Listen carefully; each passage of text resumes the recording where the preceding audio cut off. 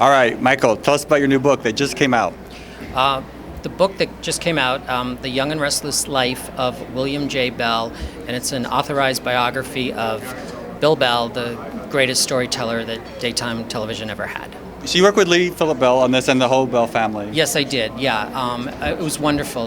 We talked about doing the book, and then we agreed to do it. And I met with Lee. We had long, extensive talks about her life together with Bill.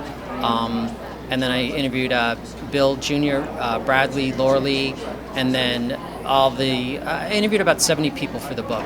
Does it cover his whole life, like from childhood? It does. You know, that's a funny story, and I haven't told this one yet. Childhood was very difficult to write about for Bill. The title was easy to come up with. I called it Backstory, which was terrific for a soap opera writer. But because he would have been around 80 when I started the book, it was difficult to find people from his life from that time. Right. His sister Mary had been adopted at the age of 4 when Bill was in his early 20s. So even when she met him, he had been into his young adulthood. But I tend to save a lot of my material from my regular job as a journalist covering the world of soap operas. And I came across this audio cassette that said Bill Cake on it. And every year in March, they would have a cake for Bill to celebrate his birthday on the set.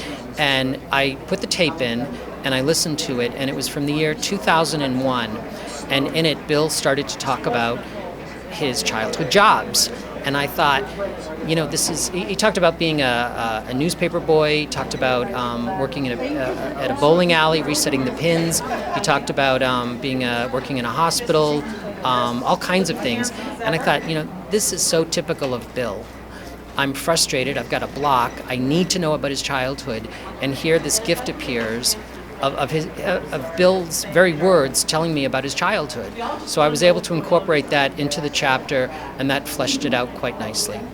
Now, I remember an old article we posted from like the 50s. Here's Bill Bell, and he's married to a celebrity, because Lee Phillip was very popular in Chicago. He's wed to a celebrity. In Chicago, Lee Phillip Bell was the celebrity in the family. She was a precursor to Oprah and Donahue, had her own daily talk show, and when they interviewed her, they would also interview her husband, and when they came to Los Angeles, the roles kind of switched around, where he became the person always written about in the magazines, and then she was his co-creator and I think that's how younger people perceive it, but it was interesting for me to see it before. Younger people, and also soap opera fans. I think any soap opera fan would see that he was the person in the forefront and she was the behind-the-scenes person.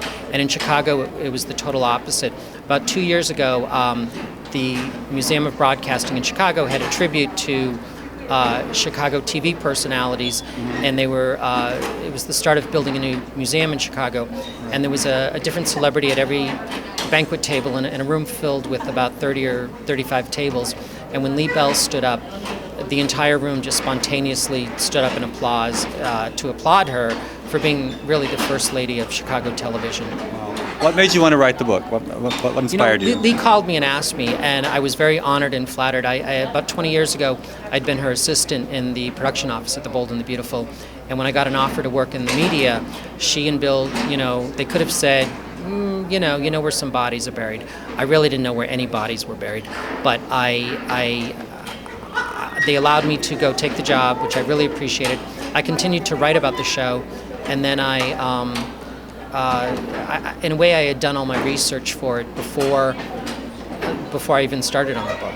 I was there when Bill was honored with the Lifetime Achievement Award, when he was roasted at Chasen's in 1992, when they dedicated Stage 43 to Bill and the Young and the Restless in the fall of 1992. 92 was a big year for Bill in terms of receiving accolades and honors, and it was really a great time. And honestly, as many probably more recent fans would remember, that those were the best years, his last several years on the show. It's when he created the whole Nicholas, Sharon storyline. He brought Phyllis on, Malcolm, told all those wonderful stories, and that was in that's a whole chapter called Young and Restless Years, Part 3. What do you think you would think about today? It just seems like on broadcast TV especially, it's almost impossible for a writer to tell their story the way they want to tell it without sponsors and networks interfering. I asked a lot of network executives about that. What would Bill Bell do today? And I think the answer is pretty it makes a lot of sense. He would continue to write his stories. He would not be affected by any pressure to push something through faster or hire a big splashy celebrity. Bill felt that it was great to have celebrities on the shows as guest stars, but that the story was still the story.